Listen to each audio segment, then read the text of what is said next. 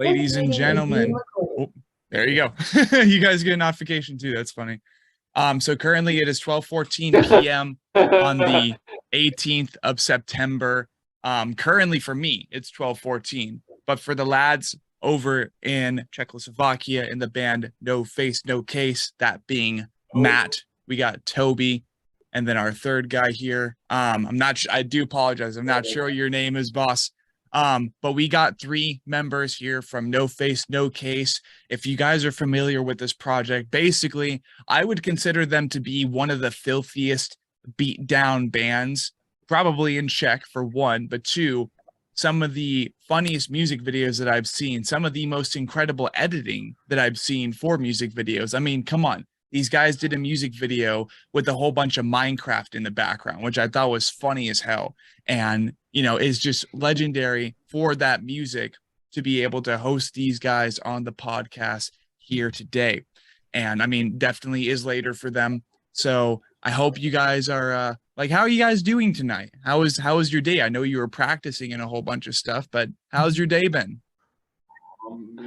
It was pretty stressful, to be honest. Today has been pretty stressful. I spent the entire day trying to fix our bassist's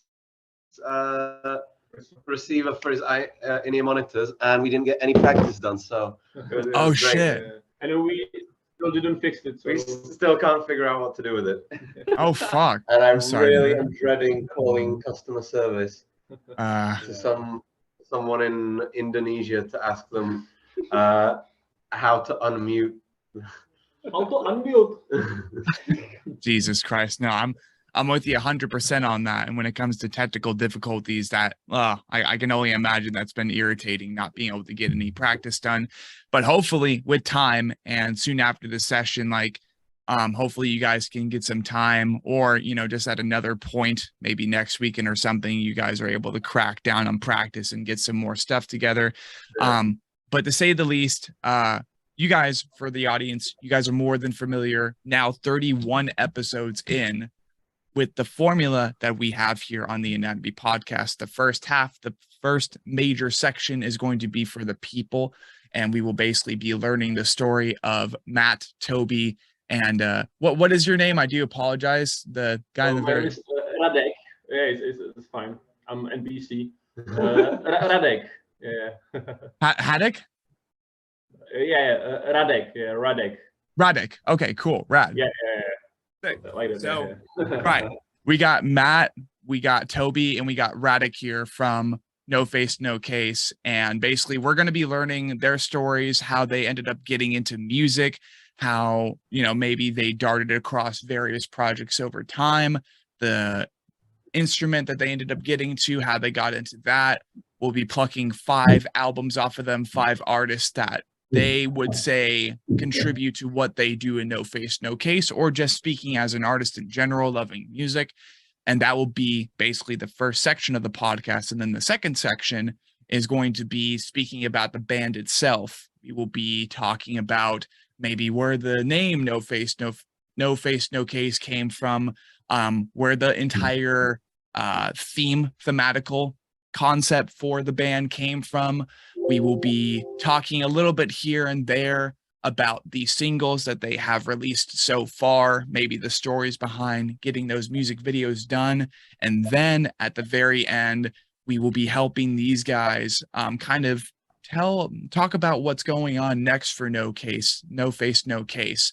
So right off the bat, gentlemen, no stress, no pressure at all. You don't have any time crunch. And I want to offer that disclaimer early on. That way you're not having to compact your history as a musician into maybe 20 minutes or 30 minutes. Hell, if you want to take an hour just talking about yourself, as far as I'm concerned, that just means more time. And that means how much longer this podcast is. But obviously, Matt, I know that you have some traveling to do soon after you guys are done with this session. So also, just basically do your best. And whoever wants to start off, tell us your name, tell us your role and your position in the band. And from the earliest point you wish to disclose to the audience to help them better understand who you are as a person, basically tell us about your entire musical journey. That way we just get to know you better as artists and people. Whoever may start, or wants to start may start. Matt, do you want to start? Not really, but good. Yeah, well, I thought Toby could start. So. Okay, I'll start. So I'm 24. Wait, so you want to know Everything. everything? Okay. Everything that you think your audience should know about you, people who listen to No Face, No Case, or maybe to those who just listen to the podcast and like, okay, so who is No Face, No Case? Because we will be having the reactions and everything. But yeah, basically just everything from the earliest point on that you're wanting to tell us. Just tell us your story and help your audience and fans get to know you better. Okay, so I've been playing drums since 7th grade. Before that, I was playing clarinet since I was 6. But I didn't enjoy that. I just did it because I wanted to play a musical instrument, but my parents didn't want a drum kit in the house. Then they found out electric drums exist, so they got me a kit. And from 7th grade, I was allowed to play drums. I went through a bunch of different like school bands and random stuff, you know, pop punk. I played in a deathcore band for a bit. I played in a grindcore band called Menstrual Soup. And then I played in a blues band. I played in a bunch of a lot of genres, a lot of stuff, but mostly metal, mostly double bass pedal. And I've known Raddek since right after I graduated high school. I got a job, and he got a job at the same place a couple of months after, and we started a band because he didn't know any drummers. I didn't really know what I was going to be doing with music, or if I was going to continue at the time, because I'd just spent a year writing and recording an album that in the end, when it came out, I was absolutely, well, it was awful. It's cringe, and I was upset with how everything went, and I was thinking, you know, do I want to continue music? Do I want to, you know, just focus on other stuff? But then Raddek asked me if I'd like to join a gent band playing just technical metalcore that I wasn't able to play at the time. Yeah. Me neither. Yeah, none of us could play. We all wrote really big brain, ridiculously difficult stuff, and then couldn't play it. So we just spent years in the practice room just getting better, trying to be able to play those songs. And you know, after about 4 years, the offer to join NFNC came up, and you know, we thought, well, it'll be a side project, just some fun, easy beatdown music while we do our nerd stuff. And then suddenly, somehow, NFNC became the main priority. Yeah. Because we can actually play it. Yeah. No, that makes sense. Also because. Oh. Seems that we're having some internet connection issues. Uh-oh. Oh no, where'd they go? All right. You're back, and like the audio is just being strange for a second. Okay. It sounds like someone's tapping on the mic. I'm not sure why. Let's see. If anything, what we'll go ahead and do real quick is we will go ahead and kill this call. Just because like, yeah, it sounds like a little bird's flying around the mic or something, and there's just a whole bunch of flapping. So I'll go ahead and end this session. We'll be right back, folks. And sorry for the hold up.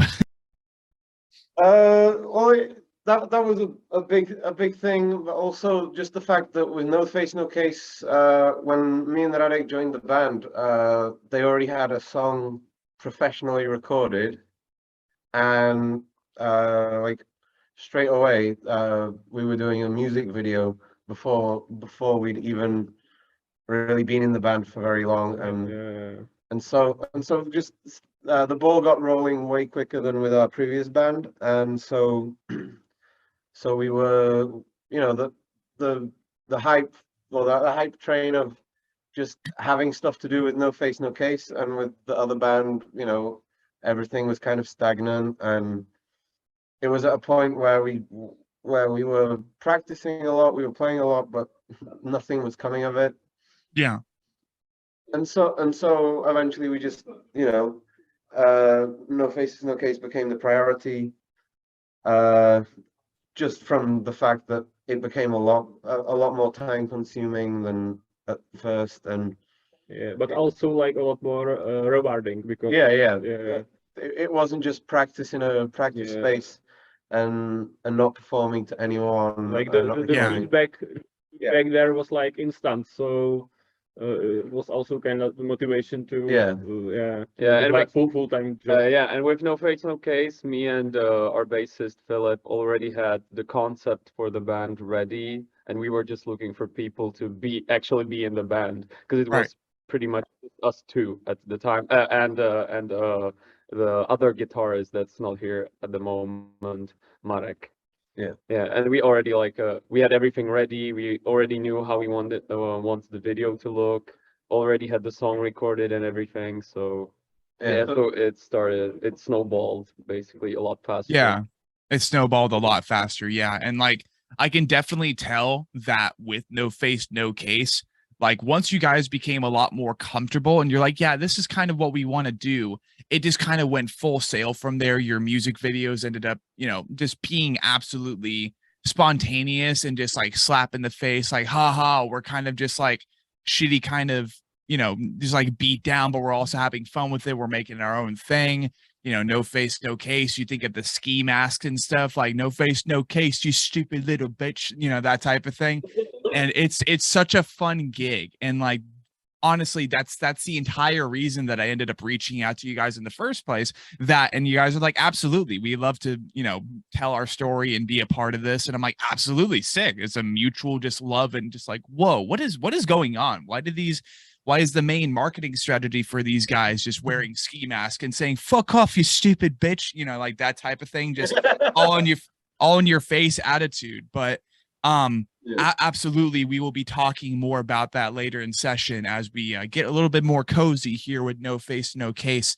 So Toby, you were mentioning that you had so many other various projects before you ended up getting into what is No Face No Case now. You even played in a blues band, you played in a deathcore band, you played in a pop punk band. Can you hear the guitar next door? Yeah, I can.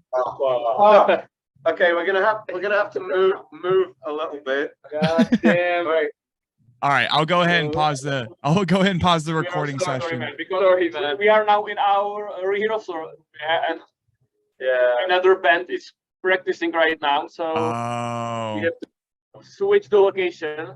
Let's do it. I'll go ahead and pause the stream. We were thinking we could go outside as well. Like we could actually do that. Yeah, we could. Let's see. It would probably Let's make do stuff easier, but okay. What's the battery life? Oh, now they stopped. The laptop will last a long time. Wait. Now they stopped playing. Okay. Recording in progress. Okay, let's go. A little bit different for sure. I like it though. This is great. Behind the scenes. It will be a different kind of video. So this will be Anatomy Podcast 31 bloopers right here, ladies and gentlemen. Like, let's go. Yeah, we're taking you for a walk. Let's go for a walk. Let's go for a walk and check, people. Let's go. Turn the light on. Okay. Guys.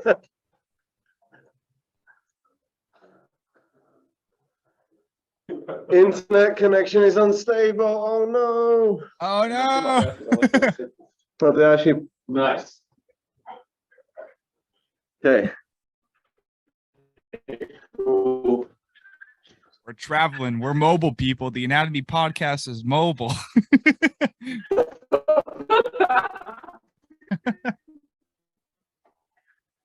Are you still recording? Yes, sir. This will be like behind the Well, scenes. it's raining. Oh, it's raining. Fuck. Well, Let's go. But it's no problem for us. Yeah. we just need to figure out what to put the laptop I on. think it's best if we put it here so that the light's actually like hitting our faces. And the rain goes on the laptop. Yeah, you can put it here. I think that should be fine. Okay. Like this. Oh my God. Can you see us like this? Yes. Yep. Sick. Okay. Relocating. Relocating. Yep. That's awesome. Okay. So kind of continuing Sound then. okay? Yeah, it sounds okay. It sounds Where completely we fine. left off. What's up? Okay. Oh yeah, absolutely.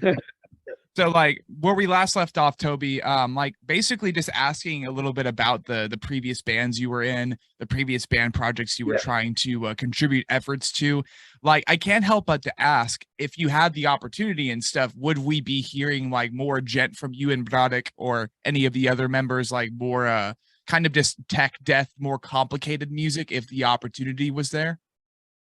Yeah, definitely. Because at this point we can play it. It was just an issue of the Marketing stuff. yeah, marketing and organizationally we weren't really Whole like brand building stuff. We were just playing instruments, just nerding around about around technical stuff. But if we had you know, if NFNC hadn't happened and we'd had more time to do that, you know, I think it would definitely have come up, and it's still maybe in the works, but it's just it's kind of just at the moment. right. It's more or less on the back burner right now, and it might be something you explore at a later time. Yeah, that's sick. And if anything, that's actually pretty exciting too, to realize and know that right off the bat, even the drummer, you've been participating in so many other genres other than what is just, you know, filthy, ignorant beatdown.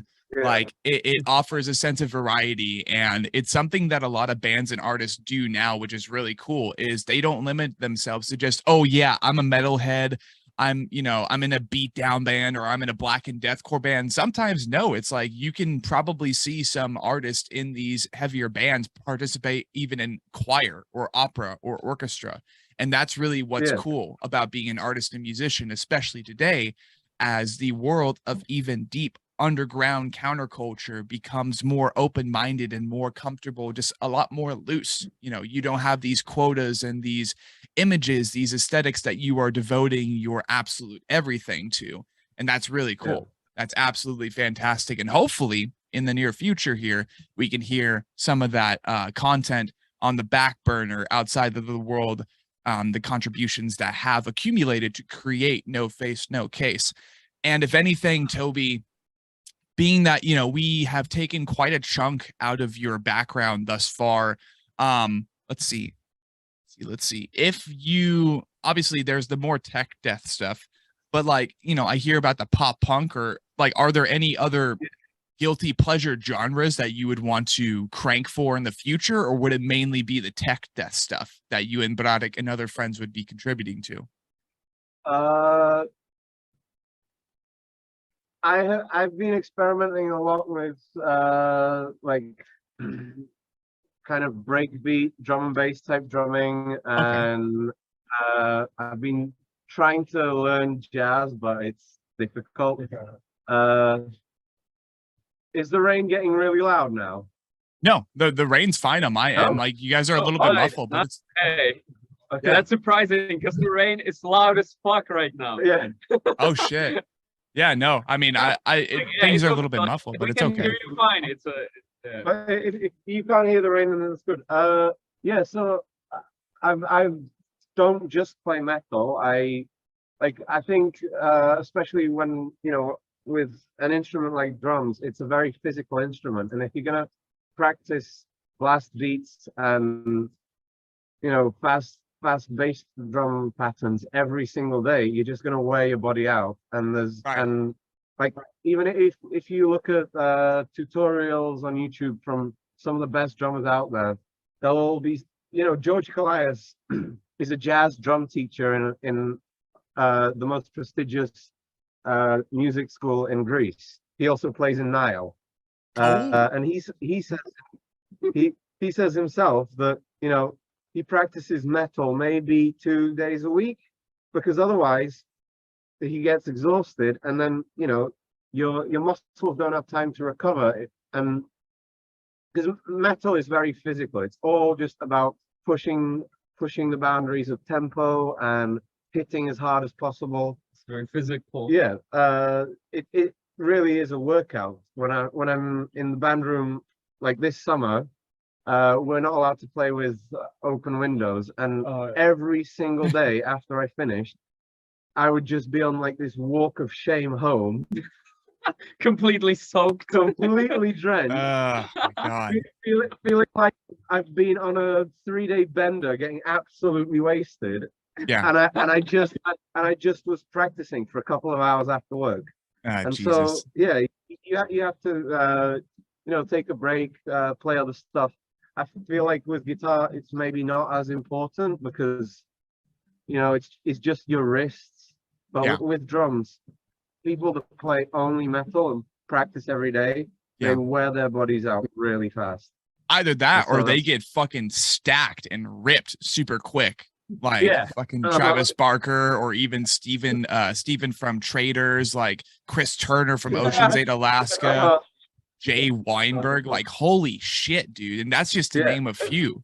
Like, guaranteed, if you're a drummer in a metal band, and after like the first 3 album cycles or release cycles that you still have a gut, that's because you're probably drinking a lot of fucking beer. And other than that, you literally burn it off during tour, bro. Like, yeah, I still have a gut. Yeah, you still, and that's completely fine, because you're stacking on and you're kind of like, you got to have something to burn off while you're just ripping yourself apart, you know? Yeah. But absolutely, with like that just all in mind, it's like I can definitely tell that you've at least had a little bit of experience, Toby, in like music theory and stuff, just because the way that you're talking about music and what you do, your art, your craft, your contributions to No Face, No Case, it comes from a more education, like a more educated standpoint compared to I just want to beat the shit out of my kid all day. Like, it's different. Yeah. It's so much different, and it's different to understand and just acknowledge balance with your craft, because if you're doing it all the time, or if you're specifically doing your version of the craft all the time, eventually you're going to have a burnout. You're going to be like, fuck this, man. I just want to go play jazz and blues for the rest of my life. And then you finally play it and you're like, oh, this is nice. Only having to do like 3 chinas, and, you know, it's a lot simpler. It's a lot more intelligent. And it takes a lot more experience as a drummer, I'm sure, to understand what jazz is. But, you know, at the end of the day, it's a lot more relaxed. It's like doing your homework, getting that test done, or even painting for the 5th time compared to your first time. It's just experience, and it's understanding and learning.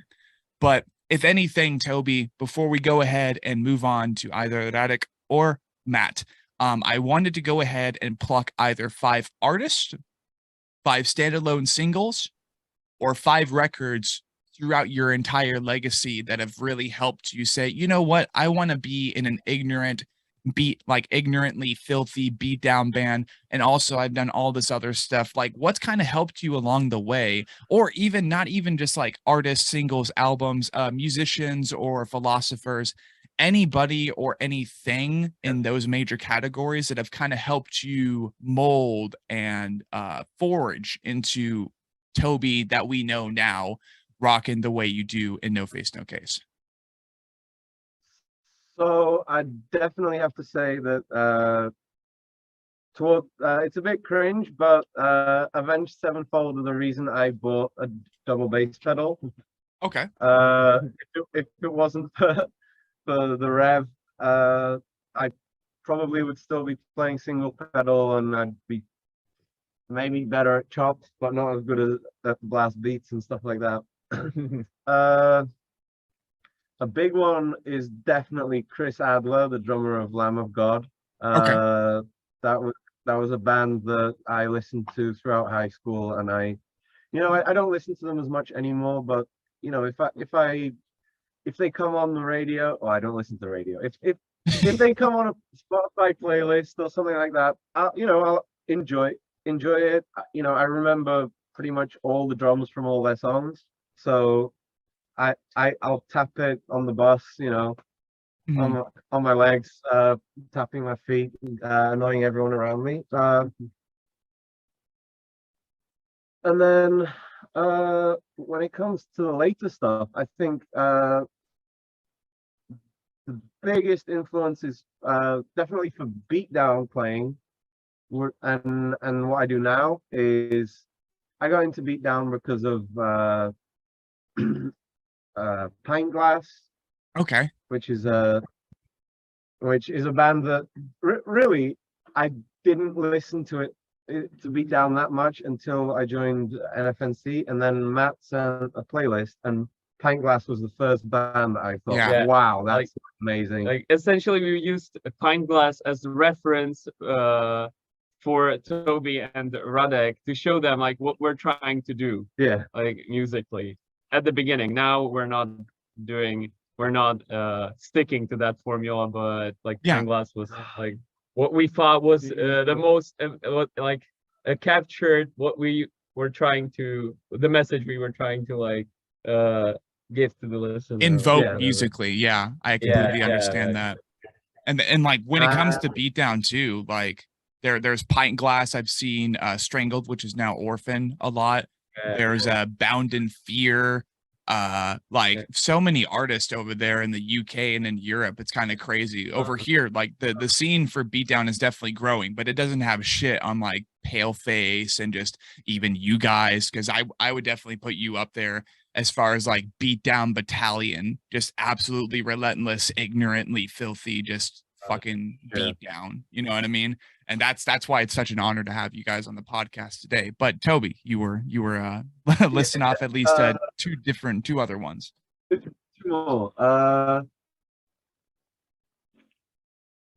Northlane is a band that really got me into the more genty metalcore side of stuff, and into thinking more about like not just playing beats, but adding like ornamentation and different like bit fills and things that aren't just but starting to think about going around the kit in different ways and stuff like that. And then I'd definitely say one more band that it's hard to pick once you got to four. The last one's difficult.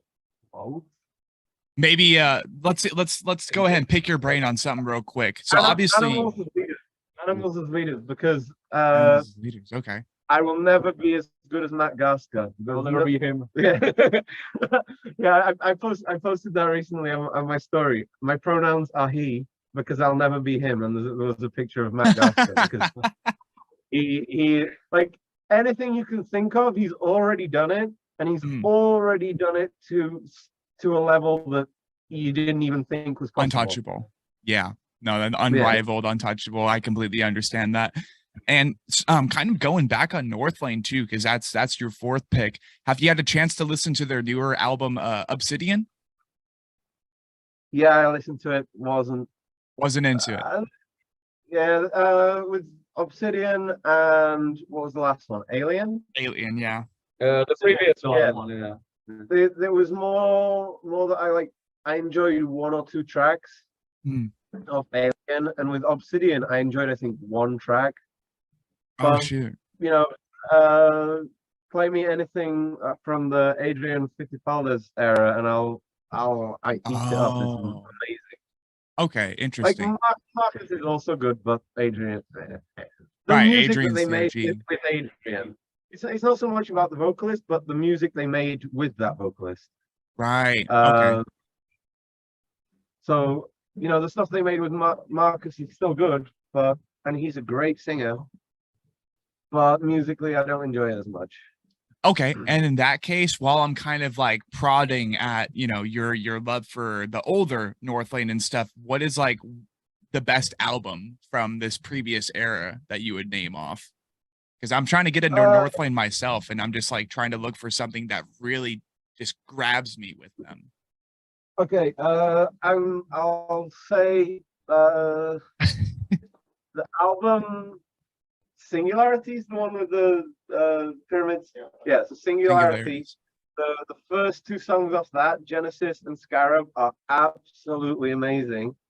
And I never got to see them play it live because they didn't play that song anymore because it was a hit. I guess they played it a million times. They didn't want to play it anymore. Right. No, that makes sense. And you said your last one was Animals as Leaders, and I mean that absolutely makes sense. Like, and you gotta have that variation, and sometimes music is just better without vocals. Like Polyphia and Animals as Leaders have kind of proven that fact. Yeah. So that's awesome to know that you're kind of into that same realm of music as well. And you know, just on top of that, these metalcore bands and you know, Lamb of God and stuff, which are pretty OG, but that's definitely something new on the podcast. Usually most people will say Slipknot or Korn, and you know, I love new metal, but it's also really fun to hear definitive and just distinguishable musical variety as far as like the music that people loved growing up and as they decided to descend into their projects. But there you have it, people. At least part one for section one, part one, section A, I guess. And that would be Toby, the drums, the fucking chops, the heartbeat of the band for sure. And I mean, either Raddek or Matt, either one of you can go next. Basically do the same thing. Tell us a little bit about yourself, your name, your role in the band, and the earliest point that you feel relevant to your listeners that you ended up really, really getting into music. And from there on out, let's go ahead and hear your story. Okay, I can take the imaginary mic now. All right. Well, I'm Matt. I'm 22 years old, and I'm the vocalist of No Face, No Case. And I'm not really sure where I should start off, but I guess I'm gonna say my approach to making music has always been a lot less musical than like with Toby and Raddek. And I always I started when I first started listening to music, I was listening to stuff like to a lot of EDM, to like drum and bass and dubstep and that kind of shit. And then I went straight into like hardcore, metalcore, deathcore, and then like heavy mosh music. I never really like when I when I first started listening to metal, I didn't like give a fuck about melodies or like or that shit. I just wanted to mosh. I just wanted heavy shit. It was like pretty much the only thing that I cared about at the beginning. Then I discovered beatdown that was like that captured that was the epitome of what I was looking for in heavy music, because beatdown is just straight up beef from start to end. And that was like that was the and then I started going to concerts, to hardcore shows and beatdown shows, and one of the few people that actually booked beatdown and the hardcore shows in Prague was Philip, which is who is our bassist. And that's kind of how I met him, and we started talking and thought to ourselves that this is kind of what the Czech metal scene lacks. There's not a lot of ignorant heavy shit, and that's kind of what we were looking for always. So and we also listen to a lot of rap music, or I guess a lot of the rap music I listen to is what Philip showed me, because he has incredible knowledge when it comes to Czech rap. Like he knows these he knows. He's the Wikipedia of Czech rap. Yeah, like he's insane. Like he knows every tiny little rap artist. We've seen every interview of everyone. Yeah, he knows Nice. all the info, yeah, everything.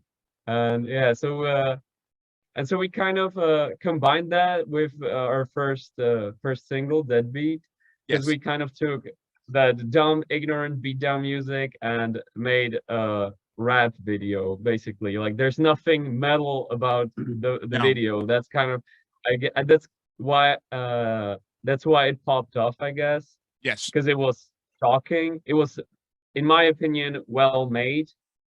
Both the video and the music, like the music had a good sound. The production was done by a good friend of ours, Vojta Pachesny, and he hooked us up with a guy, with a great sound engineer from Italy, Simon Pietroforte. Damn, that's a lot of rolling, bro. I love it, bro.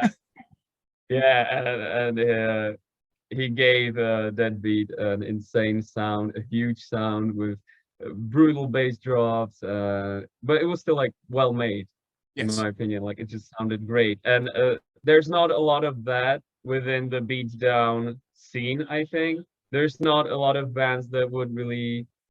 I guess it's kind of intentional, like they are intentionally not making it overproduced, but I mean, it just doesn't hit as hard. No. I guess that's so we kind of Sounds bad, yeah. yeah. I understand why they do it, and I have respect for the beatdown scene in this regard specifically. But for us, it was like we also listened to a lot of deathcore. I think it's pretty Obvious. blatantly obvious, and so we kind of just put so we were like, yeah, well, this deathcore track sounds good. Why can't they do this with the beatdown shit that we love so much? And so we just did it ourselves. Yeah. And that's how Deadbeat came to life. And Deadbeat's actually written by me. Yes. It's the super, like, songwriting wise, it's so fucking dumb. But I guess that was just I never played any instrument before. I wrote Deadbeat like 2 months after I first picked up a guitar, an electric guitar. And so I just learned a few basic like tones. That's all what it takes to play an elephant. The bare minimum of 4 frets, that's all. 4 frets, yeah. That's our discography, like basically, yeah. No, it's funny. the harmonic. Yeah. So we just kind of combined everything we liked about heavy music and about, I guess, music in general. Yeah. That's what we're doing now as well, but with a wider spectrum of genres that we're putting together. Absolutely. At the beginning, it was pretty much just like heavy shit and rap visuals. Yeah. Which what I love Yeah. about No Face, No Case, and this is kind of something that is prevalent or very present. There you go. I keep on mixing those words, prevalent and present. But like even with my own project, basically trying to mix black and deathcore with orchestra, but also have clean singing, clean female singing, and then on top of that, introduce like harmony aspects throughout all the members of the band, like for a scene that kind of emerged from one of the more extreme scenes, being the black metal scene, Norway and shit, from Mayhem, Burzum, all that shit. Like, for one, having a female vocalist in the band, you know, it's not like it's unheard of these days because you got bands like Ginger, Spirit Box, and all this other shit. Spirit Breaker now, which I saw the other night. There's Dying Wish. There's a lot more female-fronted artists and bands emerging in the scene, but like, you know, so sometimes what I'm trying to say is sometimes you have to be that band that you've always wanted to hear. And that's like the most rewarding thing ever, is when you end up becoming the band that you've always wanted to hear in general. Now, like, I really wish we were more like Bound in Fear, but maybe the production was better. And that's just an example. Their production is really good. Like, you know, just kind of throwing that into the throwing that into the gears. But, you know, sometimes you end up being that project that you've always dreamed of hearing. And then because of that, it's even more exciting. It's even more exhilarating when your audience loves the music as much as you do. It's something really special, and it's unique among musicians, especially these days with all of the now millions of bands that have existed so far. And, you know, sometimes at the very beginning, there are so many bands that you think the most outlandish and unique name has already been taken by a band in fucking Uganda or something. And they're like, hey, change your name, bitch.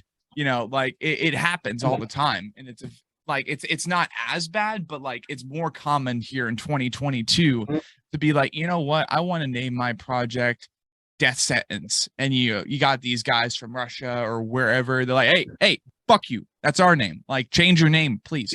And, you know, if you don't, it's a whole situation. But even just that, just speaking on musical variety, there's so many opportunities to like be different, but sometimes you end up having to be that difference that you've always craved from a musical standpoint. And I can only imagine that's very rewarding for you guys to behold a project that, for one, you are planning on having as a secondary project, or at least for Raddek and Toby, you guys are like, it's ignorant, it's very simple beat down, it's filthy, it's fun, but you know, like it doesn't seem dumb fun. Yeah, like, and then out of nowhere, you're like, whoa, shit, okay, people really like this instead. Now we got to put that other thing on the back burner and wait until further notice, see what people think of an EP or a full length from us, and then go from there, which is super cool. Now, Matt, being, you know, you're a vocalist, everybody knows that, but if I remember correctly, looking at the credentials in the description for some of your videos, are you not yourself involved in some of the video editing process and like the recording process of some of your music videos? I'm actually involved in the editing of all of our music videos. There you go. Yeah.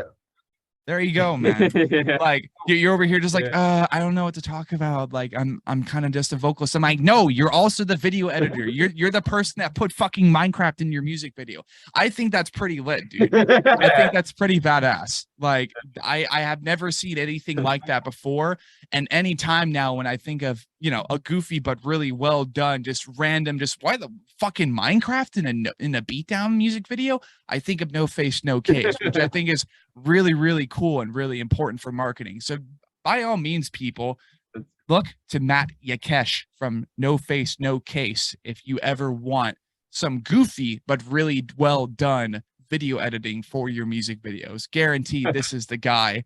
Give this guy a little bit of a boost in the scene. Like, shout out to him for sure, because the videos are simply incredible. And I really wish that I one day will have the opportunity to cook up a music video with you, very similar to what you guys do for No Face, No Case, just for a random track for my own project, or just any projects that I'm familiar with here in the States or even in the Netherlands, like any of the bands really that I've interviewed. I hope that, to say the least, you get more recognition for your video editing skills. And like, if anything, that being said, I wanted to inquire upon then your video editing background and how all that got started, because not many vocalists can say that they also edit their own music videos. So like, how the fuck did that start, man? Yeah, well, I studied at film slash like animation high school, and that's kind of it wasn't very strict. The teaching program, or whatever you like call it, curriculum, I don't know. Yeah, curriculum. But that'd be good. Yeah, it wasn't super strict. So most of the stuff I learned during that time period was pretty much self-taught. Like I just kind of came up with an idea of what I wanted to do, let's say for No Face, No Case, and I just kind of watched a bunch of tutorials on YouTube, and that's kind of how I learned how to do what I do. And like I also did a bunch of music videos for some smaller Czech or Prague-based metal bands as well that aren't as goofy as what I do for No Face No Case. But I guess with No Face No Case, that's just kind of what for me encapsulates what we're about. It's kind of just like putting everything we like together at one spot. So yeah, we're gonna use Minecraft in a beatdown video because fuck it, we like Minecraft. We fucking love Minecraft. And yeah, we just the same way we love rap videos. So it's kind of just all comes together with No Face No Case. Exactly. And I think it's even more entertaining when you do indeed enjoy that alternate form of creative medium. And by all means, I'm definitely going to have you send me some of the links for your other music videos for these other metal bands, because I want to check those out for the channel. I think that would be super fun. And, you know, even if No Face No Case, you can easily say that the music videos are goofy, they're still fun as hell. And it's like really cool what you've managed to do with those music videos. And whatever the reason that you ended up like first getting into graphic art design, or not graphic art design, but video editing, whatever the reason might be. Yeah. Again, not many vocalists can say, oh yeah, I also edit my own music videos for my own band. Like, shout out to let's see, Alan Gurnja from Distant, because I know he did you guys' logo. Yeah, exactly. And I cannot wait for us to get him on the podcast here pretty soon with their recent signing to Century Media Records. Shout out to them, like big opportunity for them. And I cannot wait to see what they have to offer to the world next. But I know that he does like graphic art design. He does logos. He did you guys' most recent logo, the logo that will be on this thumbnail. And, you know, he did a really good job with that. Mm-hmm. He did a really good job with that. So it's like some of us, like I said, and hoodie. Oh, you did the hoodie? He did the hoodie. He did other than like just the cap and the bivy bag that was just the logo, which also he made the logo. But the hoodie that we recently released, and well, not so recent actually. Yeah, it's been a while already. And the t-shirts. Some of the stuff was done by someone else. We had t-shirts before. Yeah, but he made most of our merch designs. Yeah, pretty much anything graphic design related we use is made by him, by Alan. Yeah, exactly. And shout out to him and both Almanac Designs, because such a great company, and it's like such a great aesthetic that he constantly strives for with what he does. And you know, but we've said this plenty of times on the podcast these days. But like in this modern century, it's like, unfortunately, if you want to dive head first into the shallow pool that is the music industry, before you do crack your head open, you got to understand that you have to have a sideline creative medium, either for on the go or from when you're at home and you're not touring. And for people like Matt, it's video editing. And what an awesome field to be in, because I definitely would love to do that myself, or at least right now I'm actually officially, as recently, a graphic art designer myself, getting my first commission, getting my first job, my first client as of recently. Shout out to him, because as soon as I unveil, and as soon as we unveil what I've been helping him cook up, like I think that will just open the gates for so many more opportunities, and I'm excited for that. So as we kind of continue the pathway, Matt, I mean, we've covered basically what ended up getting you into being a vocalist here and there. And I mean, what ended up getting you into video editing for the No Face No Case music videos. So like early on, I did want to ask if there was ever a creative medium or something else you were participating in alongside the way, that every now and then you kind of look back and you're like, huh, what if I ended up doing that instead of music? Like, do you have any alternate forks in the road that you were trying to build towards that just ended up not working out? Honestly, I don't think so. I think everything I ever wanted to do, I'm working on right now. So I don't think I regret anything in that sense. Right. Pretty much. Can't think of anything. Yeah, not even just regret, just like looking back and like, huh, what if I ended up becoming like a full-time like photographer or some shit, you know what I mean? Just like simple forks in the road. I guess I used to do like freelance videography like a year ago, and I stopped when I found like a full-time job. It's still in the in the field. In the same field, but it's not really like my jobs that I would pick out like personally.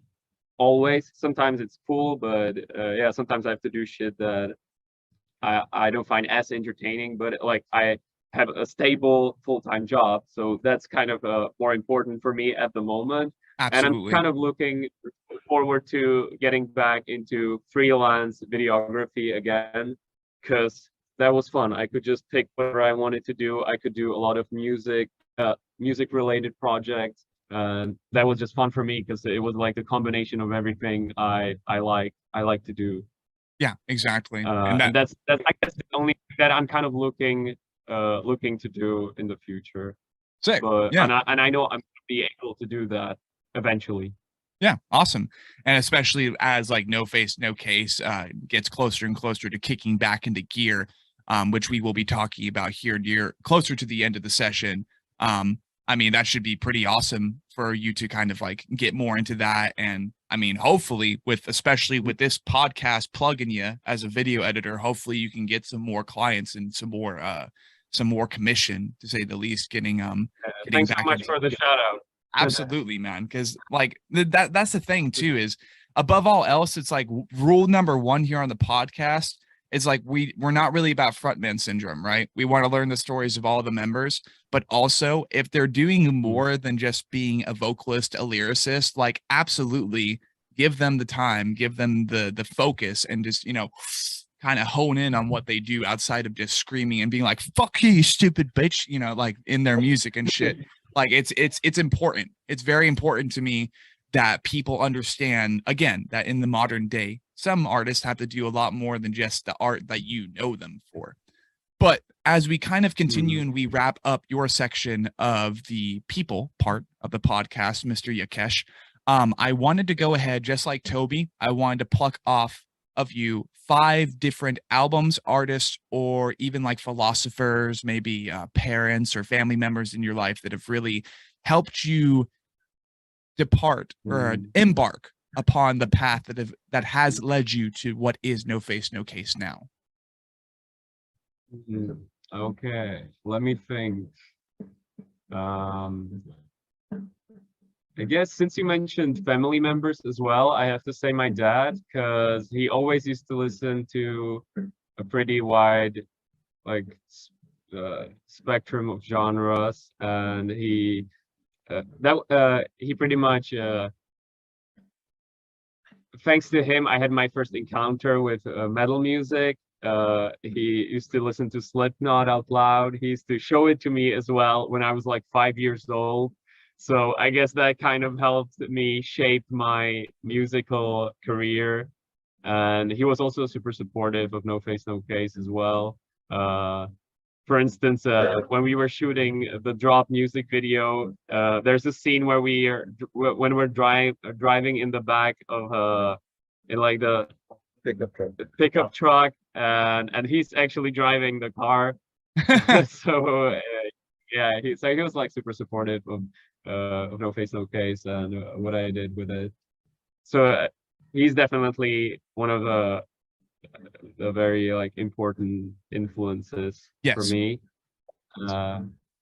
And I guess musically, I have to say I always really liked A Day to Remember, and they kind of opened the doors for me in terms of breakdowns and like the heavier shit. Okay. And that's like the first band that I actually listened to and thought to myself like, damn, this part is heavy. What is it? Like I want more of this. Like so I guess that's like one of the first bands that I started listening to that had some hardcore influences. I guess next up, I have to say, since Toby mentioned Northlane, I'm gonna have to go ahead and say I know he said he didn't like Alien as much as their older shit, but for me, it's like it's like a perfect metal record for me personally. I really love it. I love pretty much every single track on the record. I don't know what it is exactly, but it's just like techno. Techno, yeah. I love a combination of the metal and the electronic elements as well. Yeah. And the melodies, the choruses are super catchy. Yeah, so that's a great album, very important for me. I listen to it like every week at least once. Shit, yeah. No, that's really cool. Then next up, when it comes to beatdown, I guess I have to say maybe I want to say some German bands. Maybe like for No Face No Case, like in general, Recount.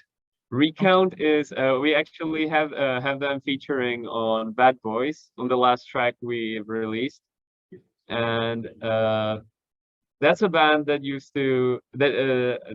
used rap elements and rap flows and aesthetics in their music, like way before we were a thing. Right.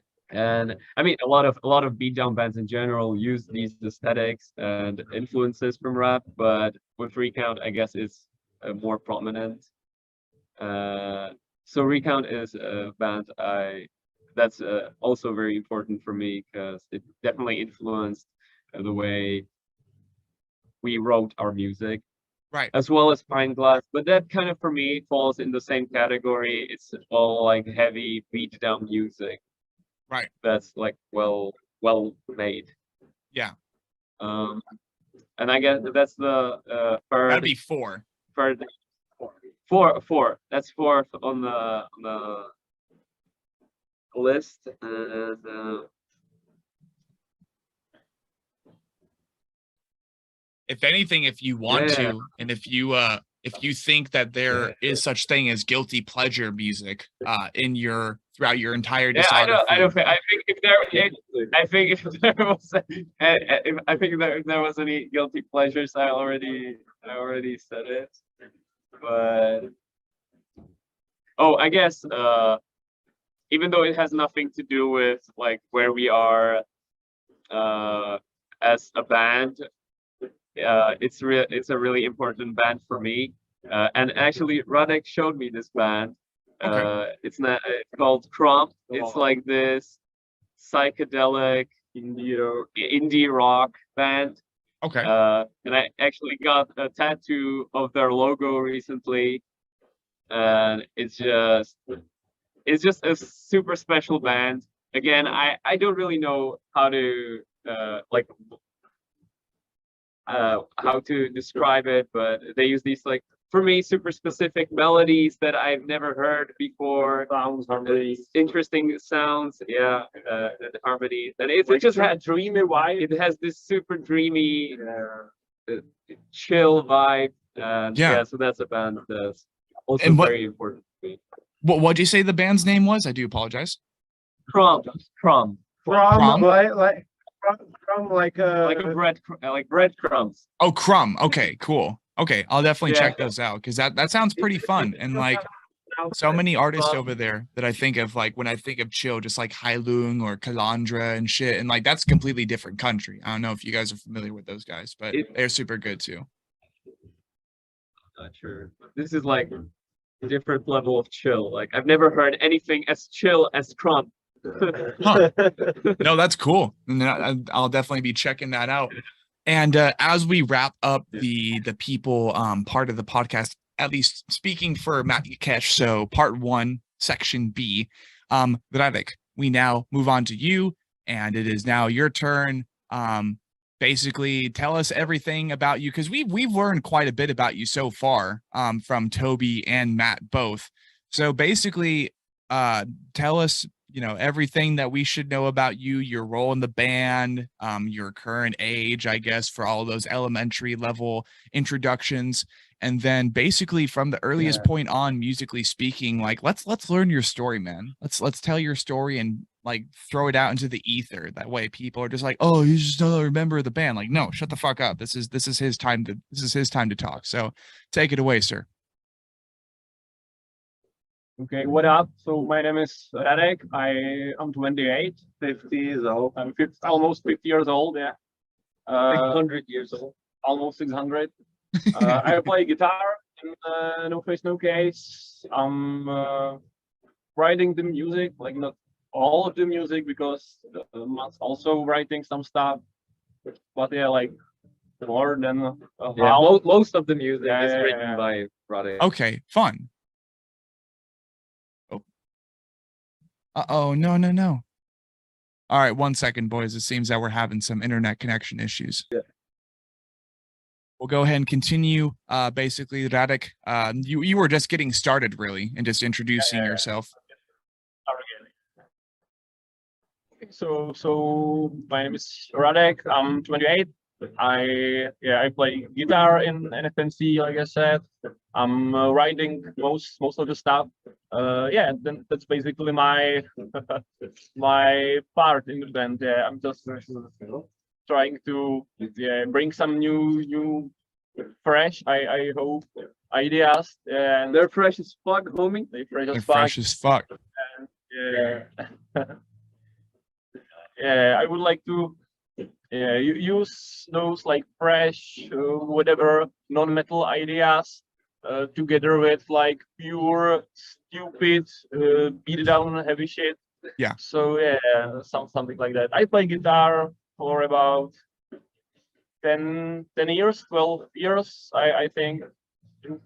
I don't know actually what else to say, because like my story is very like, it was like told by Toby, because we are like very close friends a lot of years. So I mean, my music career and all this stuff is like very, it was described by him, I would say. Right.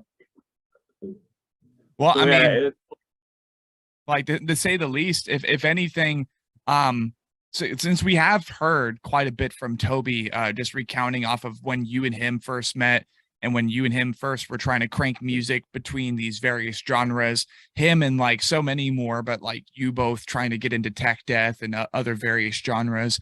I would then ask and kind of dig a little bit more into your background of like, what was the age that you first got your first guitar?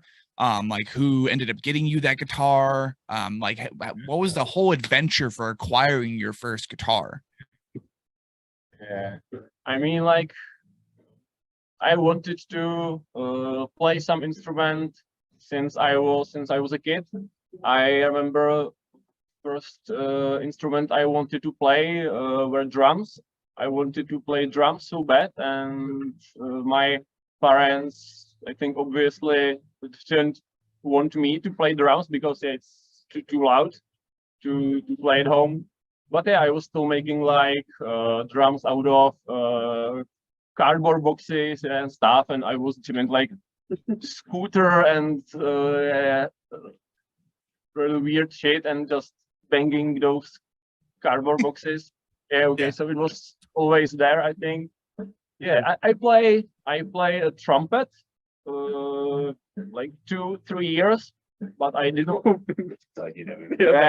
but I didn't like it at all. It was like, I don't know, when I was like 13, 14 at maximum, but I didn't like it at all. I like didn't even attend the lessons as I should. So I just stopped. It wasn't your instrument. And and then my good friend of mine, Adam. He's also good friend of Toby. He started to play guitar because we were getting into like hardcore music, and it wasn't hardcore music in the beginning. It was like, I don't know, Billy Talent and those kind of punk rock stuff. And his parents bought him a guitar, and we were just like playing all the time. And when like he was, I don't know, on vacation on something, I just borrowed his guitar to my home, and like my parents saw that I like the guitar very much, so they bought me a guitar. Yeah, my first guitar, it was like, I don't know, 12 years back. I was like 16, something like that. Yeah, and yeah, I'm mostly self-taught. I was just jamming YouTube and checking tabs and learning song I like. Yeah, then I got into like more proggy stuff, like I don't know, Northland, for example, like to be said. Yeah, and this was the time I met Toby, and yeah, he told the rest. We like found out we like we had a lot of like A lot of our musical journey, yeah, like for the last 6-7 years, is just like we've been Identical. together, basically. Yeah. Hand in hand. And we're just playing those proggy technical gen stuff, and I think it was all set already. Yeah. So that's our journey. And how I got into NFNC, maybe I was working in the job. No, Yes, sorry. Yeah, originally only Raddek was supposed to play No Face No Case, and he brought Toby with him. And at the start, I was really not feeling Toby because he kind of seemed like this weird ass, fucking stinky, random metal ass that showed up. And I think you were drunk as fuck at the event as well. Yeah. I was like, who is this guy? I love him now. Like, I'm just saying, it was very funny. Yeah, when we met, he didn't like me much. But like, we're a family now, so it's totally your brotherhood, man. It's just a filthy freaking beat down brotherhood. I like it. Beat down battalion. That's the term I've been using recently. Thinking about like you guys coming over to the States for the first time with the likes of Paleface, Bound in Fear, Pint Glass, like any of those fuckers from the UK, Europe, and or England and stuff. It's really fun to think about. So if anything, I wanted to actually ask you, Raddek, do you remember what your very first guitar was? Like specific guitar? Yeah, I still have it. It's Washburn Win 14B Black. Okay. Yeah, I think that's actually the official name. Okay. Just the most basic Les Paul from Washburn. Les Paul. Okay, cool. No, that's sick. And I mean, as a guitarist and stuff, obviously, me personally, I'm more like a loose bassist and vocalist, and then I do graphic arts and shit.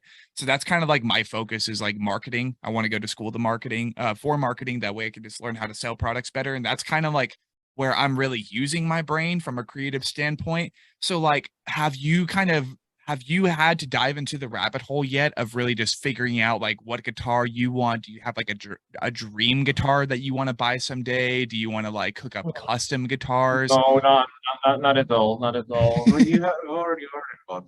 Yeah, I actually, that's true. I actually have ordered what is supposed to be my dream guitar. I hope. It's a Czech brand, a friend of ours, Jay, Honza is making me aviator guitars. Just check it out. And yeah, I suppose this could be my dream guitar, but I'm like not that nerdy about the guitars, Because like I don't have to need like this kind of fretboard and this kind of body wood. I just need to like the guitar and feel and what I have to vibe with the guitar basically, and You're more nerdy about the music than the instruments. Yeah. of course, I'm aware that you can have just some whatever shitty guitar. It has to be like professional stuff. But Yeah. since it's like well made by almost any guitar brand, I think for an FNC reason, it's totally doable because like there is no dynamics, there is no like feel in the guitar. It's just pure evil. Yeah. Yeah. Chug, chug, chug, chug. Yeah. It just So I mean, when it comes to like non-metal guitar, because I also love to play like jazzy, chonish stuff, something like that. So I think that would be a lot more interesting because the possibilities and the requirements for the sound is it's totally different, and I'm not even close to the rabbit hole, I think. Yeah. And I mean, sometimes you just have yet to trip on the right branch and just kind of stumble in there like good old Allison going to Wonderland and shit. And if anything, let's see. So we've learned now from Toby that you guys were previously attending primarily to more of a tech death band, and then we asked him and he mentioned that he'd be down to do that, he'd be down to experiment. So like, are you kind of on the same playing field then as far as all that, just like outside of No Face No Case? If you had the opportunity, would you also be attending that primary project with Toby? Like, is there anything else you'd be doing behind the scenes? Like, is there anything that you do outside of being a musician? If it isn't that like you're addicted to the technology and the specific details behind a guitar, like, do you have anything outside of music that you're just really passionate about and that kind of helps you balance things out? That way your whole life 24/7 isn't devoted to music when it doesn't have to be.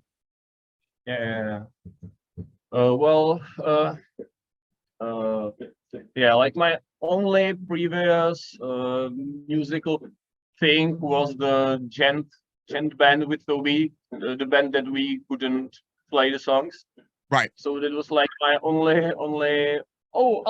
Wait, I played in some local band in my city where I live near Prague, and it's just like some mix of ska and punk rock and stuff like this. It was just like it was the purpose of this music is just to get fucked up and drink beer and like basically an FNC.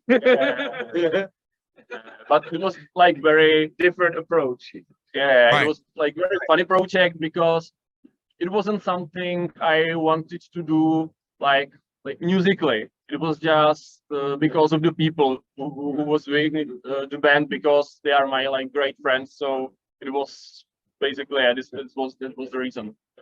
But what I'm doing besides the NFNC, I think almost all of my free time is I'm involved in music all the time.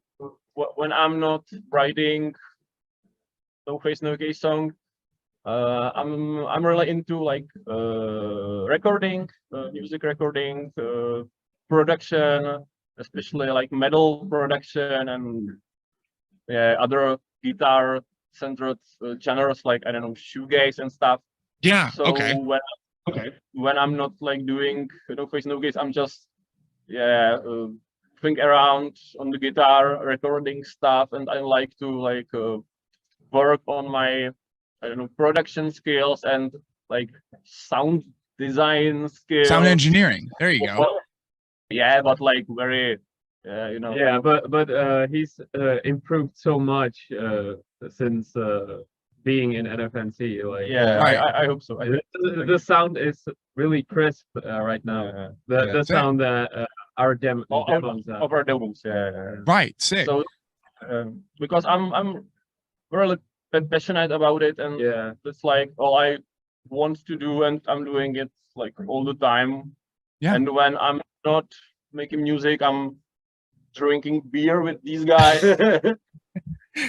Talking Yeah. about making music. And Yeah, there you go. talking There you about go. music, Yeah. and Very I one-dimensional. I couldn't love it more. Yeah, it's what I want to do, and it's great. I'm stoked Yeah. about this life. Yeah. So Yeah. that being said, so you're basically, what I'm understanding is you participate in sound engineering when you are not cranking for No Face No Case, and therefore it kind of goes hand in hand because you are the guy behind the crispiness, the final product that is No Face No Case. So I was then curious on, I know that you guys are, until further notice, signed under Ultra Heavy, correct? Yeah, Right. yeah. So you guys work with fucking, God damn it, what's his name? Luca. Right? That's his Luca? name, Yeah. Luca? Yeah. So Yeah. with that in mind, Raddek, do you operate under Ultra Heavy, or do you operate under your own thing for sound engineering and stuff? Like, do you help other bands produce their stuff as well, or are you kind of going on your own path Although right now? when I said I'm like doing sound engineer stuff, I meant like I'm just doing it for myself. Yeah, I'm not Right.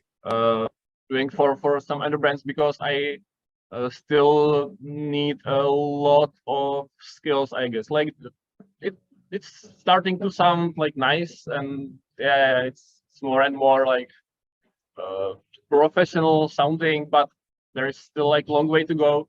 But Yeah.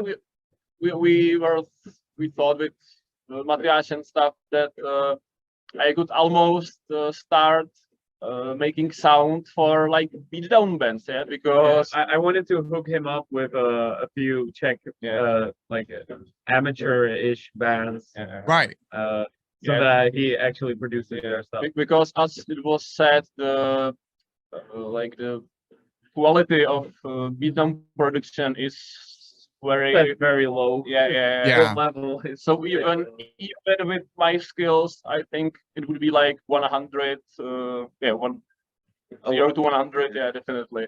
Yeah. But yeah, for like this kind of music, but I still don't have enough skills to like doing like sound engineering for NFNC. Not at all. Yeah. Like Okay. yeah, because it just has to be perfect, Yeah. and I'm not there, like not Right. even close, I think. Yeah, no, that's completely fine. As long as you have the honesty, the humility to be like, yeah, I mean, I would love to do that, but for now, like, fuck no. Like, I don't trust myself in operating on Yeah. a band that I participate in. You know, at least you're honest about it, and that's really what counts.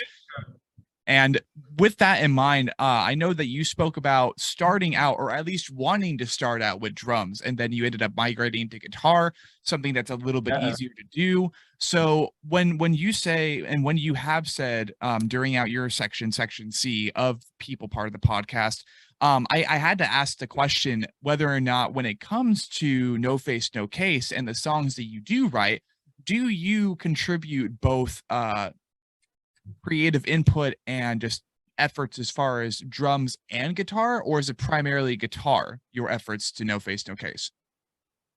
Oh yeah, so when I write new NFNC song, I of course I make some like basic drums, but there is still Toby who like takes my ideas. Because like a lot of my drums or MIDI drums skills I have is from Toby. So počkej, já řekněte, že za ty roky, co spolu hrajeme, tak se naučil tvůj styl.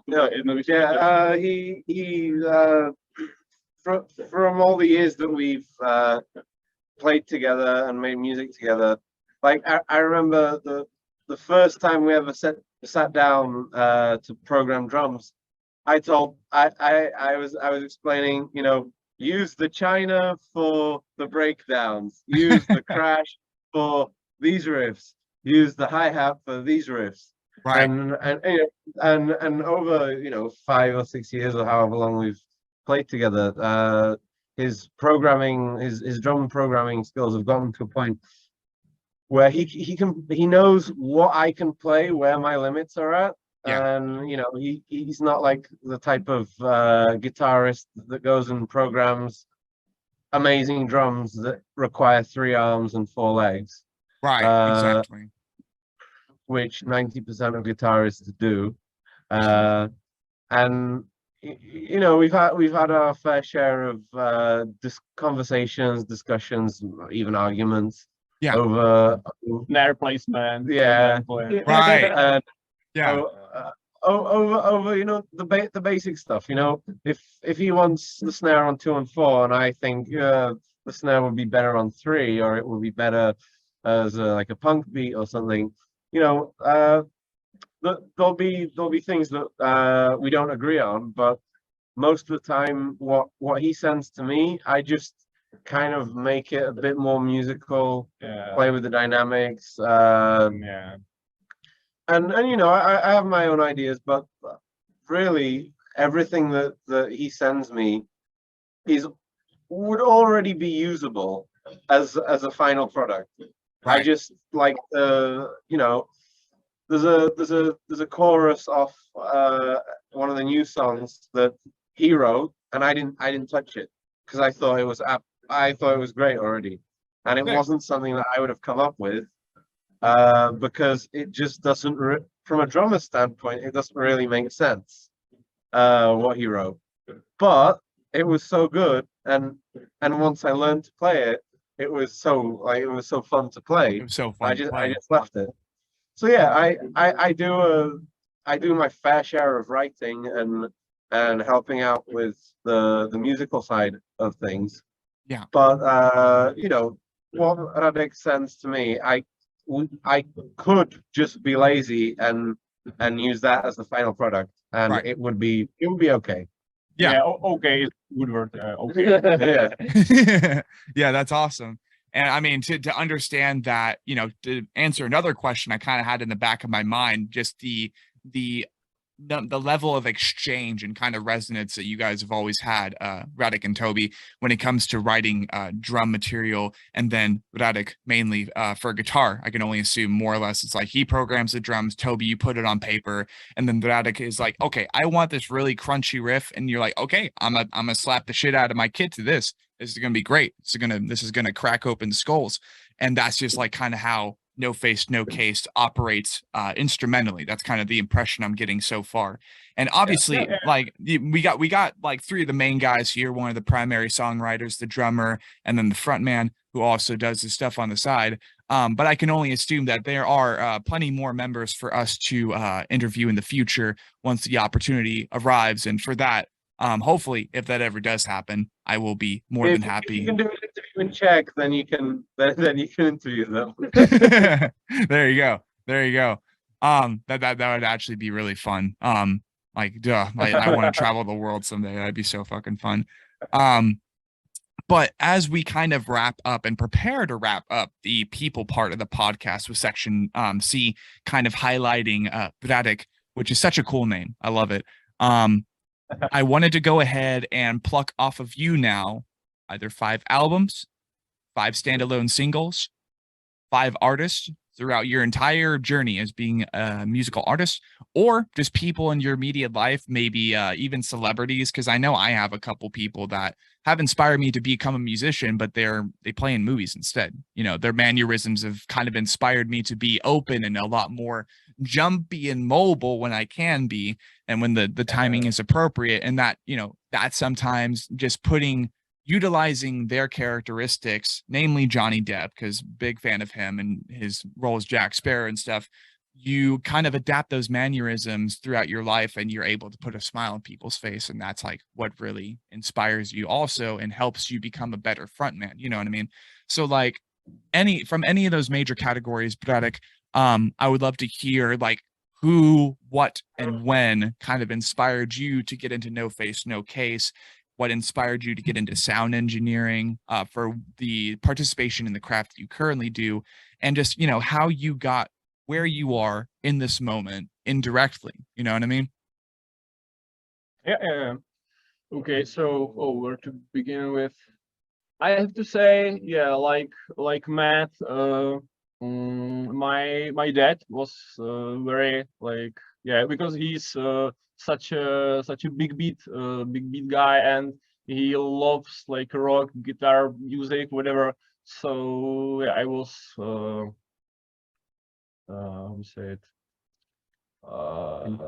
Yeah, I was like in this space since I was kid. So yeah, definitely my dad. Okay, second one. Oh, that's tough. I mean, I would say the Chon band, instrumental band Chon. Hey, let's go. Yeah, it's one of the most amazing bands I know so far, and I was absolutely yeah, mind blown by their like technique and stuff, what they are doing with the instruments. And it was like it opened a whole new like world for me when I discovered them long ago. So definitely I would say Chona. You only got 3 more. I would also say old Northline, like Toby, because yeah, it's the gent era we had. So yeah, old Northline is yeah, I love them. Adrian Definitive. is such a nice guy, and yeah, it was like the first proggy genty band I heard, and since then I listened to stuff like, I don't know. Asking Alexandria, Break Me the Horizon and stuff. Yes. And yeah, it's just like straight breakdowns, nothing like too creative, let's say. And now when I heard North Lane, yeah, it's also a whole new world of like chugging on very down-tuned open strings, and to hear like exotical almost harmonies and scales and stuff. So yeah, that's definitely older Northline. Okay, two more to go. Yes, sir. Yeah, regarding the maybe like sound engineering stuff, I would say yeah, that's tough. I would actually say Vojta Pačesný, who is our producer, and we are recording in his studio, and he's very passionate about the recording and songwriting and stuff. And like when I came first to Vojta's studio, I was a totally different person than when I left his home that night, because I thought like, okay, I can play guitar, I can like shock like power chords, and what I was like, no, you're doing it so wrong. You have to do it like powerful and this, and I was like, what? Can I even play guitar? Yeah, and, yeah. So it was like a big like impulse to me to like how do you say it? Enlightenment. Yeah, enlightenment, a big step forward. It's a big step in progress. Like I realized that even if I think I'm doing something like nicely, it doesn't mean that I'm doing it good, because you have to. It's not good enough. Yeah, you have to right. put like 100, 1000% into it, and yeah, just like spend 2 hours editing like 2 seconds of some fucking rave or yeah, whatever. So yeah, I would say Vojta was one of the people who like enlightened me in this whole stuff. Right. Yeah, and one more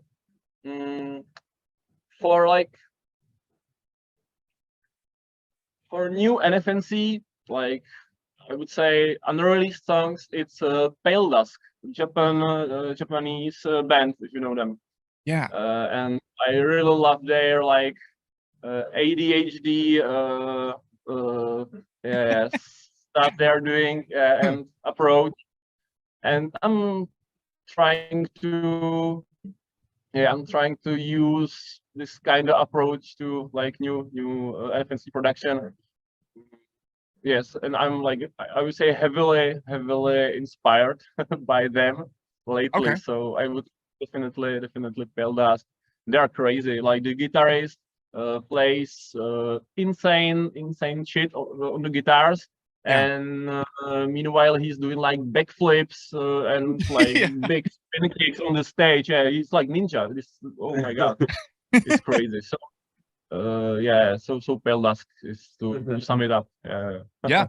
No, that's a great way to wrap it up. At least for your five artists, albums, people, anything that's really helped you get onto the path that you're currently on.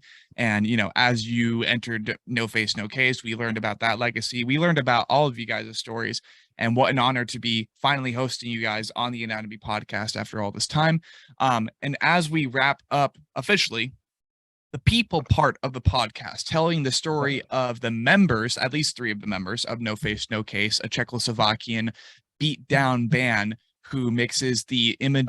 We are a Czech band because Czechoslovakia is no more since like 1993. Oh, okay. Right. There you go. Sorry. No problem.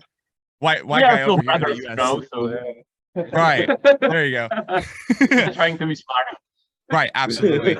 So as we migrate into the second half, the second section of the podcast, which I assure you will be a lot more brief, being that, Matt, I know you have some traveling to do tonight, and we are getting closer to 2 hours into the session now, which is really cool. And I appreciate you guys taking that much time to be here and just talk about your stories, tell your stories here on the podcast, and get that information out into the ether for those of you in the world, in the music community who are curious. I always like to start the second half of the podcast, this talking about the band and utilizing the term, the sentence, the Anatomy podcast, and basically turning No Face No Case, this very strange but awesome combination of just rap and just like fuck you attitude, with beatdown, which is the most probably fuck you subgenre in metal period, without also being Nazi level racist or legitimately violent, dangerous, and hateful towards everybody and anything. Like it's not yet, not that well. Please don't cancel us. No, definitely not. Like it's definitely like the most like fuck you genre without all of that shit. So disclaimer that, and also it's like they don't really allow that shit in the scene, and to say the least, that type of culture, that type of mindset, it is hella outdated. It's just like yeah, it's not welcome here in the deep underground counterculture. So like, yeah, to say the least. And I will say this as many times as I have to make it relevant to my channel and everything I do. I do not associate anything that I do with like any type of organized hate groups. And it just tiny little tangent. It makes me sick that here in the US we still harbor and offer shelter cities, that being the sundown cities, which is basically like slavery friendly and just very racist parts of town in certain states.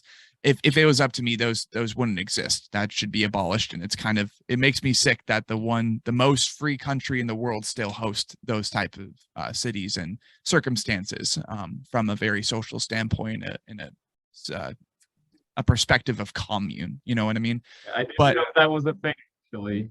Yeah, it's kind of disgusting. Yeah, there are certain cities and towns in the US to where they call them sundown cities because when the lights go dark, if, for example, minorities such as people of color, Black people, Asian people, if they go into these towns, for whatever reason, these people in the neighborhoods are allowed to use, well, the magic words against them and possibly even commit.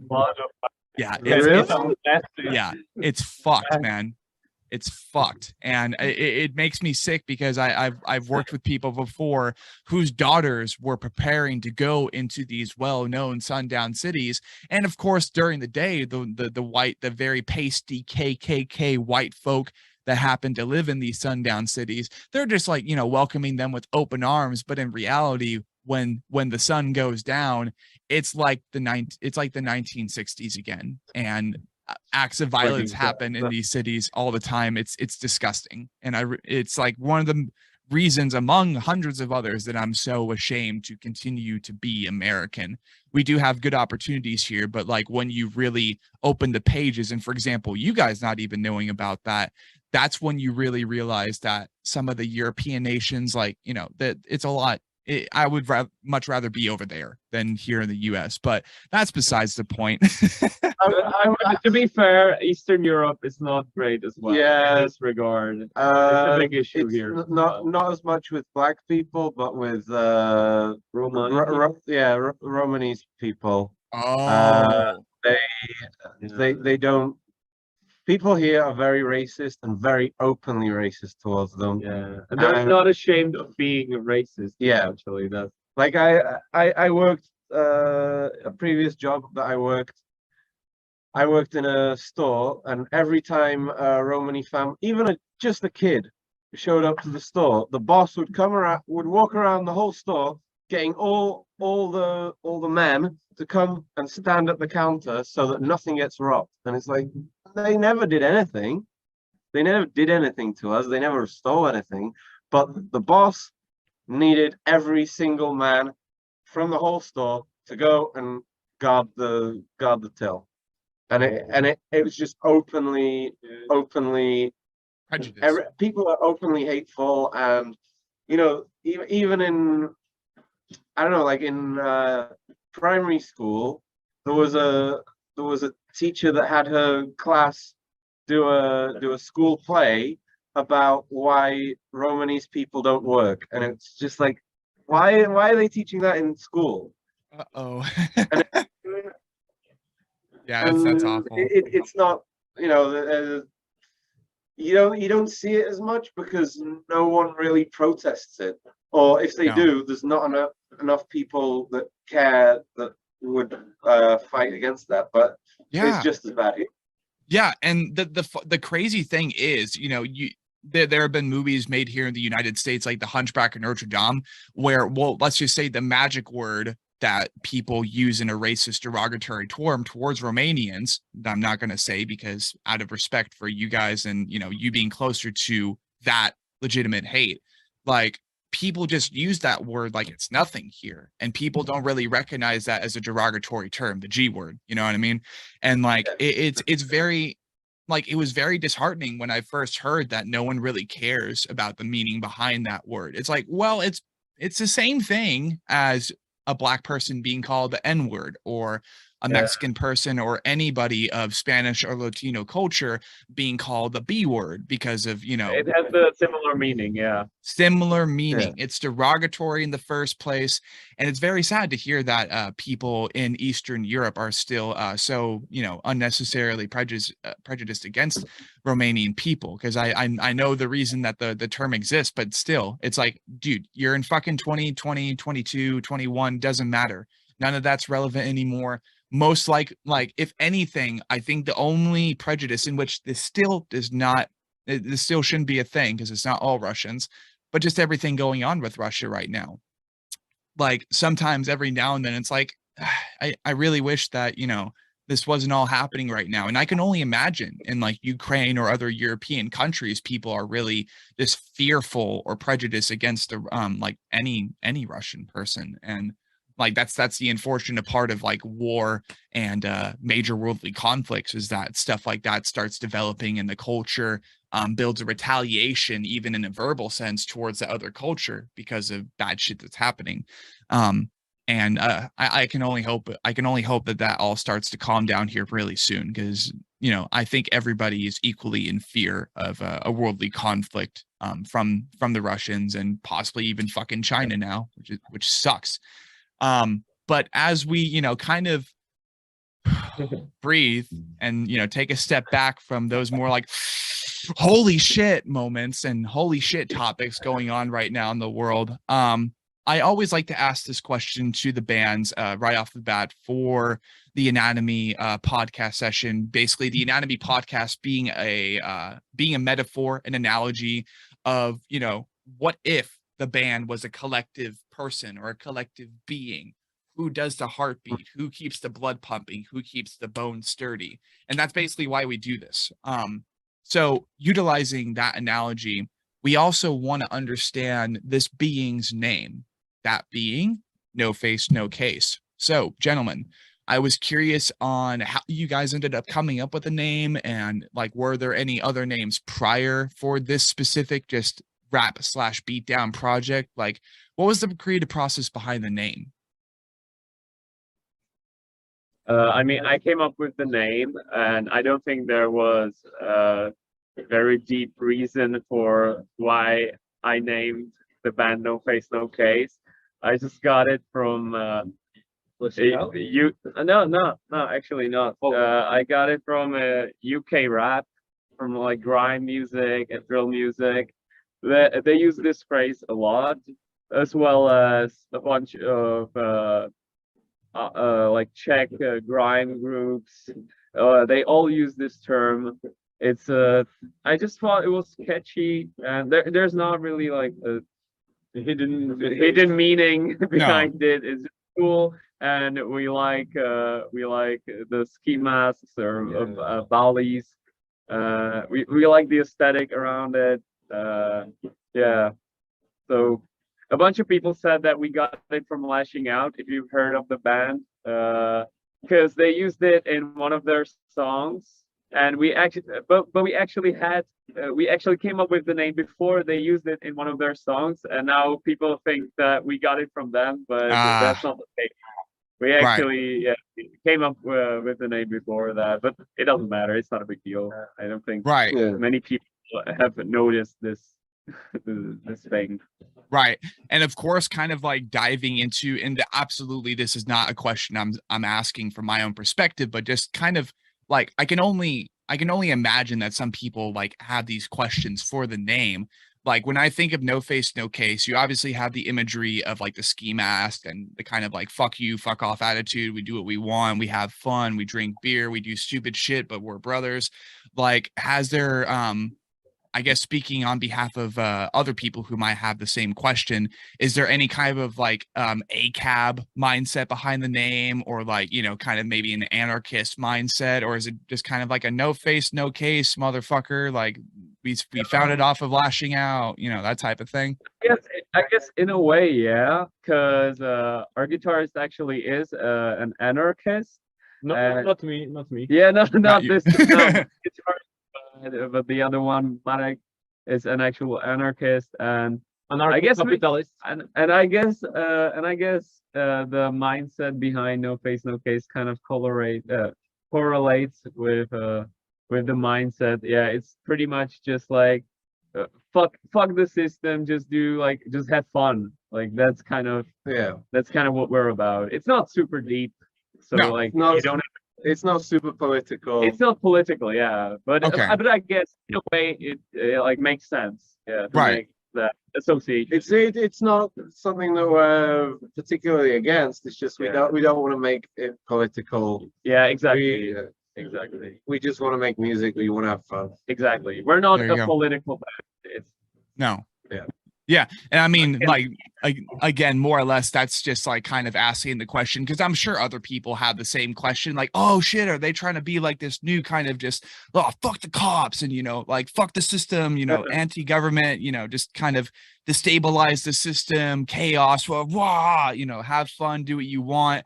Like, you know, I can only imagine that some people had that question. So nonetheless, I do appreciate you guys deciding to answer that, because that is one of the bolder questions we've asked on the podcast. Like, are you ACAB or what? You know, that type of thing.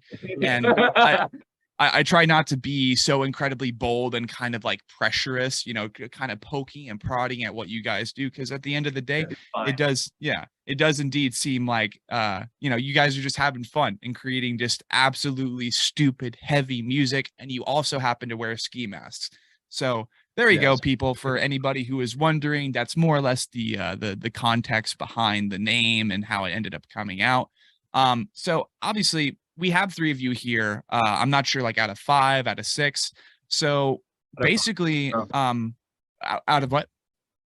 Out of 5. Out of 5. 5 of us Okay. in the Sick. And if anything, like, without revealing names and stuff, I guess something I'm always curious about is like lineup changes. Like, how many lineup changes have you guys had to go through, if any? And if not, how strong is the brotherhood that is No Case feeling right now? You know what I mean? Well, we haven't had any lineup changes. Yeah, I mean, before we put out that beat, we actually had 2 other people in the band, but they weren't as keen on making the No Case thing happen. So we just kind of thought Actually departed Toby with them. and the product would make a lot more sense for us because they were hyped to do this. But it was like before the band like started. Yeah, we weren't really a band, but like we haven't put anything out yet, but we already had 2 people involved in it, 2 other people aside from Toby and Raddek. Yeah. But yeah, I mean you can continue. I mean, pretty much since I joined, there's been no changes. Musically, we've all kind of clicked. Because we all come from different backgrounds, different influences, but at the end of the day, we're making music that we all enjoy, and so we do have discussions, and we argue a lot, yeah, to be honest, about the direction of the band, but I guess that just but it's like it's never really hateful between each other or anything like that. It's just like Raddek will come up with some idea that 2 or 3 people really don't like, and Raddek and someone else really do like. Yeah. And so we'll have debates. I wouldn't really call them arguments as much as debates. We've had arguments at live shows when no one bothers helping with the gear. Yeah. But yeah, but really, most of the time that we spent together has been hanging out. For the first year of the band, we weren't able to get together for band practice because of COVID and restrictions, and also because of gear. The guys didn't have loud enough amps to be heard over the drums. Matt had a mic, but nothing to hear it out of. So for a long time, we were just pretty much coming up with music and hanging out, getting drunk multiple times a week. I like it. And so yeah, first and foremost, we're a family. I vouch to say we're best friends, and everything that has come out of NFNC has come from that kind of relationship where we're not afraid to tell each other, this riff that you came up with sucks. This idea that straight up dog shit. and we'll tear each other apart if that's how someone's thinking. If there's some element of a song that someone really hates, we'll talk about it. Right. But at the end of the day, it's a group project. It's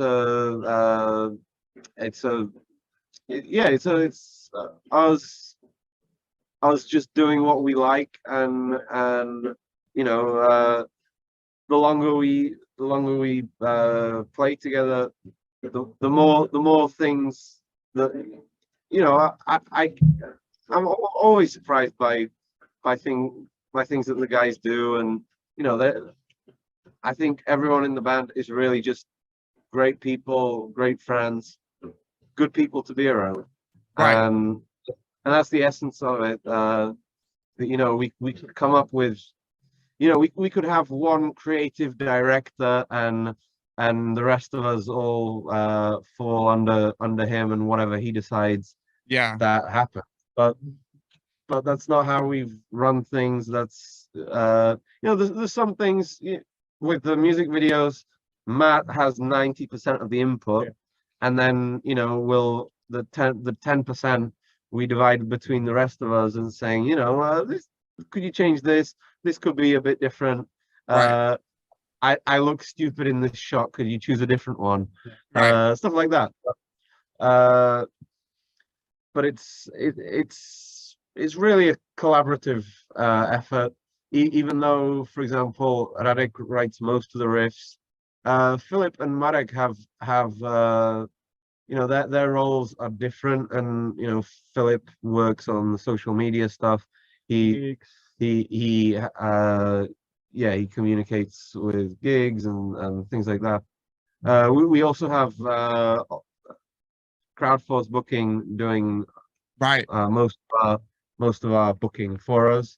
But you know, with some of the smaller things or the Czech shows, Yeah. a lot of it will be Philip talking to someone, organizing something, and then just passing it on to Crowdforce to say, here, we've agreed upon this. Could you just do the final agreeing upon? Right.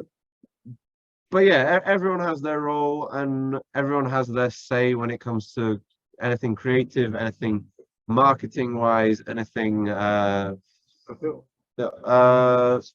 basically everything that we do is just all of us having a discussion, saying, you know, I think this isn't so great, this is great. There's some things that some of us don't like to do. I don't like to get involved with merch because most of my ideas get poo-pooed. So I was just like, oh, okay, I don't want to deal with that as much. But there's other things that you know that I take a heavier influence on, like everything that we write on social media is pretty much written by me, unless you know, if I'm at work for a long time and I can't do it, then someone else will do it. But most of it is done by me. A lot of the communication with fans, talking, asking us about this or that, will be me. If anything to do with merch, like shipping and availability and things like that, that's all Marek, our second guitarist. Yeah. Everyone has their own role. Everybody has their own role in the band. Yeah. But it's also definitely a democracy. Yeah. I mean, it's better that way. It's better that I would definitely prefer, like, everybody is contributing something. Everybody is helping the band in some way, instead of, you know, you just have one creative guy, like say Raddek was just like, okay, so I wrote some shit, fucking play it, and we're gonna play it live eventually. You're like, okay, like, you know, let's do it. Like, you know, it's sometimes better the other way. You know what I mean? It's better when all with us. Like, we don't have a definitive leader in the band. We're just like we're all kind of one medium or one person. Yeah. The freaking metaphor, people, the anatomy that is No Face, No Case, the being, the one person, the collective person that is No Face, No Case. And that's exactly why we love to interview bands, especially for bands who really naturally just kind of personify that statement and that idea. And yeah, I mean, after all, when it comes to like, you gotta be able to stir and see the broth boil in the stew to enjoy the stew. And that's kind of what No Face, No Case and plenty of other bands we've hosted beforehand on the podcast have accomplished. And that makes everything easier for absolutely everybody. So as we get closer, like very, very close, this will probably be the last question that we end up asking tonight, because I know, Matt, it is getting closer and closer to 10 p.m. Being that it is currently like 9:13 p.m. where you guys are, if I'm not mistaken, or close to that. Exactly. Yeah, there we go. So as we kind of migrate into what will be the conclusion for episode 31 of the Anatomy Podcast. For those of you who have been getting us up on Anchor as followers, thank you so much. For those of you who have been dropping likes, dropping comments on the YouTube uploads, again, thank you so much, because really in reality, I'm hoping to gain some sort of audience eventually concerning what will be a massive collective documentary for bands across the globe, which is always an awesome opportunity to know that I've gone to so many countries already. But we've learned plenty about No Face, No Case, this legendary rap beatdown mix, 5-person, so a quintet, musically speaking, just all these brothers, all these dudes who are, just trying to crank and make some of the fucking heaviest but fun, irresponsible music that they could offer to their audience. I wanted to ask, after your last 3 singles, and you released a single recently, Bad Boys, what do you guys have coming up for your audience for your first offering as No Face, No Case? And, whatever details you wish to not disclose for now, that's completely fine. But let's at least get a little bit of a tidbit concerning what is going to be coming up next for you guys. Well, we've just publicly mentioned that we're just finishing the mixing / mastering process of our long-awaited album / just a general record, or whatever. And yeah, we're just putting together some last mix notes so that we can put this out as soon as possible. We still have to kind of think about how we're gonna release this thing, if we're gonna market it. Yeah, how we're gonna market it. If we're gonna release a single first, and then that's gonna be the way for us to announce the album, or if we're gonna just drop the single and the album at the same time, and that's we're gonna just do a whole package. So that's what we're figuring out at the moment. But but the EP is pretty much finished at the moment. Recording wise, musically, it's done. We're just putting together notes for Simone, so because he usually always sends us a perfect mix, but there's always something that some tiny detail that might be missing, or this or that, and so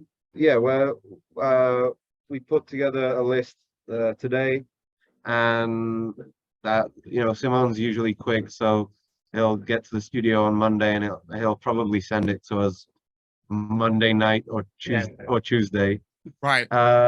And unless there's any final little details that we want to change, it'll probably be done. And so then it's just the release cycle. We have to ramp up our social medias, start posting more again, and we're going to be doing merch. We're going to be doing all sorts of things. We already have 2-3 songs to even next upcoming release. So the production of this EP took so long that we already have another record written almost at this moment.